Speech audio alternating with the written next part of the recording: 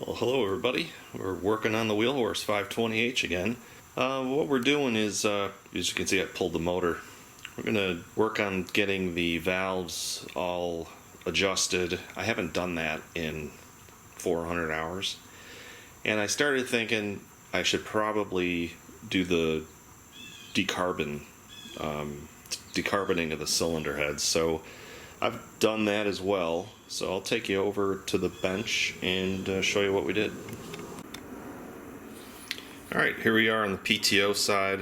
Took the bell housing off. Got everything all decarboned. Already put my valve cover on. And valves look pretty good. They were a little bit out. They weren't too bad. 5 thousandths on the intake and 13 thousandths on the exhaust. The exhaust is the smaller of the two. But yeah, I got everything cleaned up, polished up real nice. There was quite a bit of carbon. There was quite a bit. You can see here's some that remains, and this whole thing was covered in carbon, and it was thick, not fuzzy, but kind of hard. So I just used a little air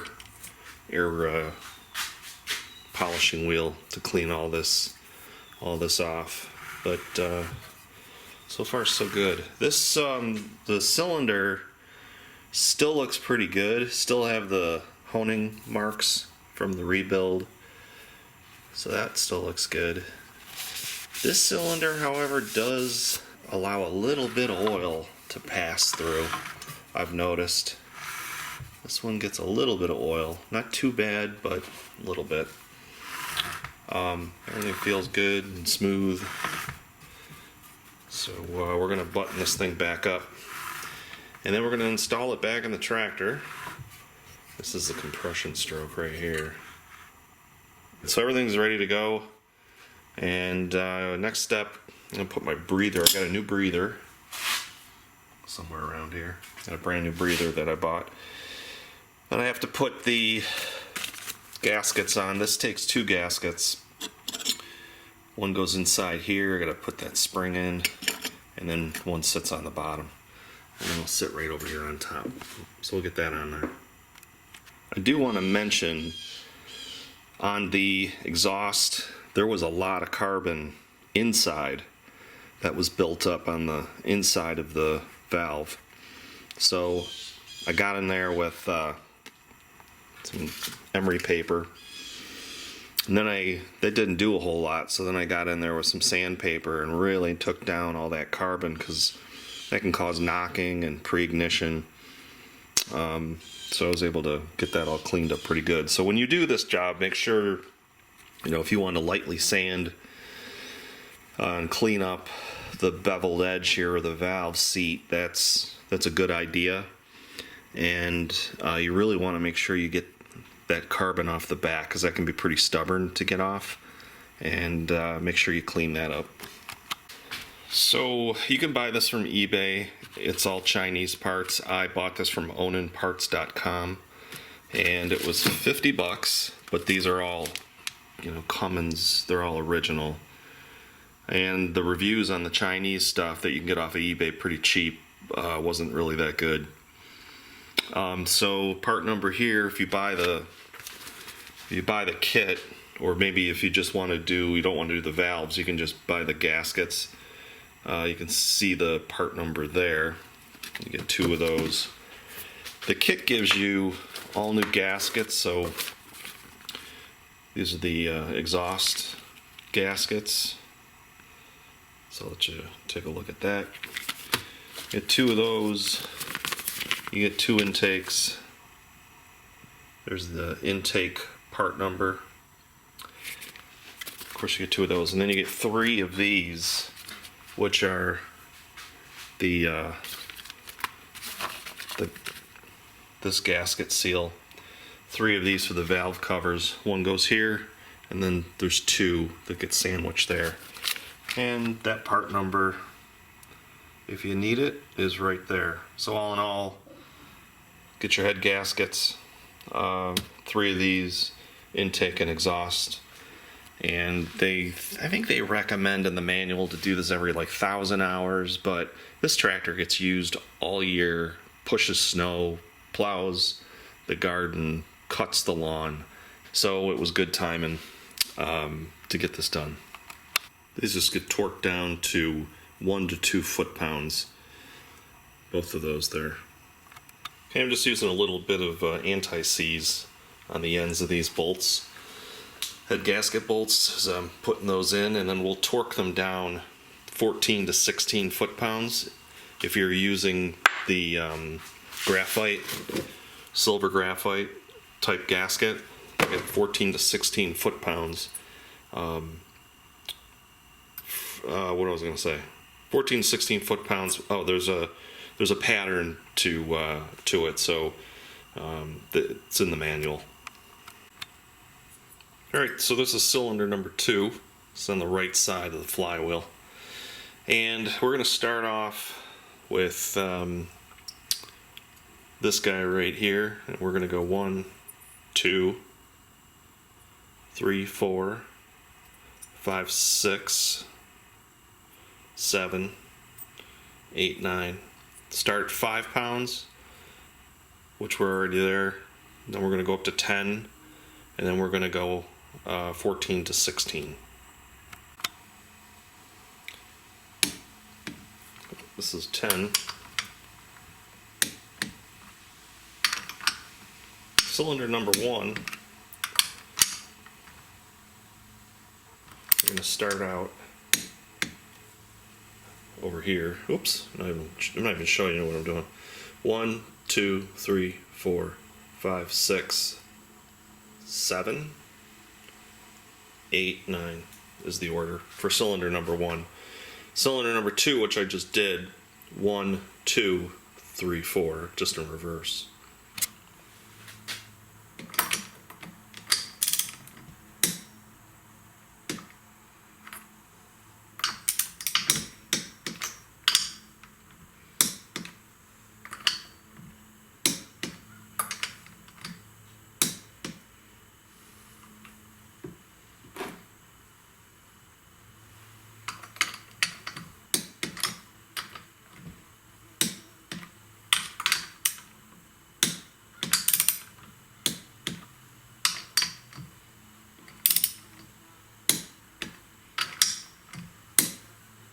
Okay, that was 10. Now we're going to turn this up to 16. Start with number 1. 2, 3,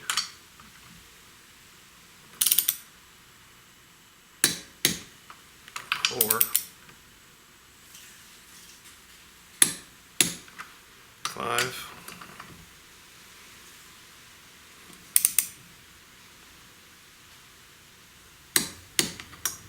6,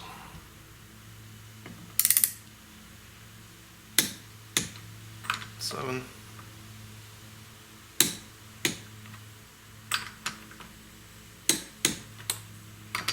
8,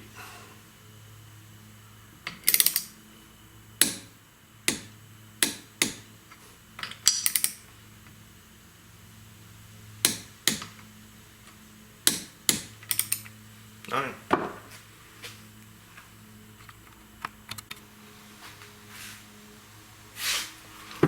Alright, next is our completely cleaned out carburetor.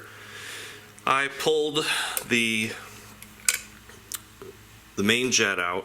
That was a little bit of a, getting that back in kind of sucked, because this is hollow out here, so it's not like you can just drop it into the jet hole down here. This is a big open cavity, so it's I had to take the top off here, but I removed the top, cleaned out the inside, removed the low speed jet. That was plugged, so that's why I was surging at idle. So can't wait to put this back on and get this thing fired up. It'd be nice to not have it surge. And it didn't surge until I took off that filter and put the clean one, the new one on. that must have dislodged something from the line, and I wound up getting some debris because I pulled out a couple plugs from the real tiny little orifices. So let's put this on here.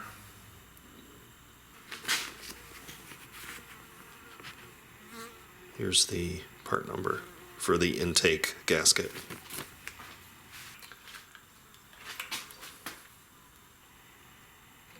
Drop this on.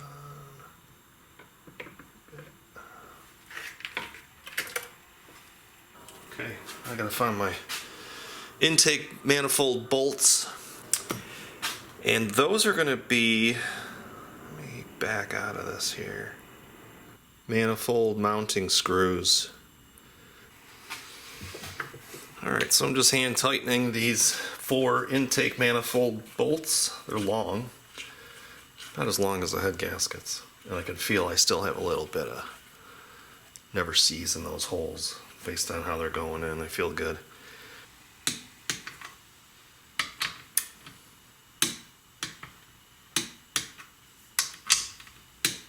Okay, we're good. Alright, next is our new breather. The old one had a crack in the bottom, and the bottom was really hard, like plastic. And you can see how flexible this was. So I was getting a leak at the bottom anyway, so it was time to replace. Here's the mesh screen that goes inside here. It's just a stainless steel mesh wire, and that goes up here. Okay, we're putting on the exhaust gaskets right now. There's the part number, made in the USA. So good stuff. That's what they look like. They're same as the other gaskets. They're a foil. Pull this one out of here. They're a shiny foil, definitely heavy duty. They last a long time, so you don't necessarily have to replace these exhaust gaskets. The ones I currently have are in good shape, but they just look a little rusted, so I'm just going to replace them. Alright, so next step is going to put the exhaust on. Alright, everything else is looking pretty good. I got a couple bolts here. Alright, so this will go like this and this. It's a tight fit.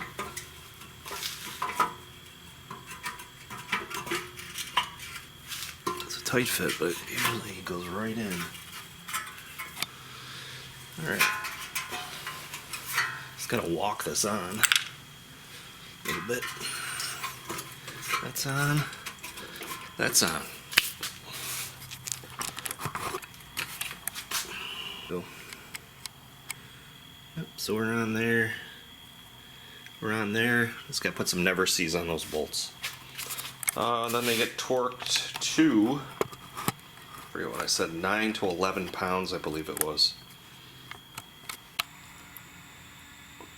So one of the reasons why I took everything apart to decarbon it was the tractor started and ran fine, and then it sounded like it went to one cylinder and then died. So it was really strange. It just did not sound right. So I tried restarting it and it wouldn't start. I tried spraying carb cleaner down the throat and it wouldn't start. So I figured, well, let me take it all apart, because it's been running great since I fixed that oil leak, that little oil fire, which is, I'll have that video at the end of this one. So I put everything back together, tried starting it, wouldn't start. And I know my coil's good, tested that again, coil's good. I thought, let me just pull that flywheel. So I pulled the flywheel, and here's the key. And I thought, where's the rest of it? There it is right there. And you can see the first giveaway was the damage. Well, it's a little bit of damage, but you can see the scoring inside the flywheel and a little bit here on the crankshaft. just a little bit. You know, these, I guess, I don't know what happened. I don't know why that failed and why that sheared. The key would normally sit like that. Let's see that gap there? The key, this should actually be, the key should fit in there, and this ring should actually be up here. So as this whole thing spins in this plastic ring, there's two magnets in here, a magnet here, a magnet there, and as it goes around, it times the spark, and that's why. That's your problem, lady. So I could have probably just checked this first, and but then had I checked this first, I wouldn't have seen how much carbon was built up in both cylinders. And that really did need service. It was 100 hours, 400 hours in, so I think you're supposed to vary 500, but they needed it. All right, everybody, we're back. I ordered a new key and just chipped out the broken key from here, and I was trying to figure out last night how this could have happened, and then I started seeing all this grease that I remember putting on here to keep the key in. And what I think happened when I went to start it the one day last week, I started it and it kind of bump started, and what I think happened is that grease is what sheared that key off. This is, I got to get all this grease off when that new Woodruff key comes.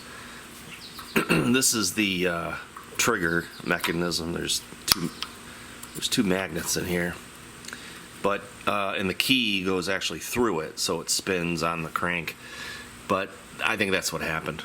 I think that was the problem all along. But as I was thinking yesterday, had I done this first and investigated this, pulling the flywheel off as to why it wasn't starting, I never would have probably checked those cylinder heads and the carbon. I probably wouldn't have done that. So as it happens, it's probably a good thing that after I put everything back together and it didn't start, that I was led to this and that sheared key. And I should have known it from the beginning, because when I took the fan shroud off right there, this little chunk of metal fell out on the floor. Just a little tiny piece of metal. And I thought, what's that doing in there? Because I had just recently had this off. And I was thinking maybe that might have been part of the key, and sure enough it was. So anyway, that's we ordered a new key. How ridiculous is enough? I couldn't get a new key, so I bought a used one, $22. It'll be here this week, Wednesday or Thursday. We'll fire this thing up. It's gonna run great. So I'm gonna end this video here because that's really what it needs, just a new key, and it's gonna run like a top again. So I want to thank everybody for watching. And you know, I think this video also helps people kind of see how easy these Onans are to work on. I love working on this. I think, you know, just taking it off the tractor, 4 bolts, some minor wires and what have you, but easy motor to work on. These Onans are fantastic, strong industrial motors, and you know, I don't mind having every 400, 500 hours to have to pull the heads off and put some clean the carbon off. Not a big deal. It's just a great motor. All right, everybody. Thanks for watching, and we'll see everybody in the next video.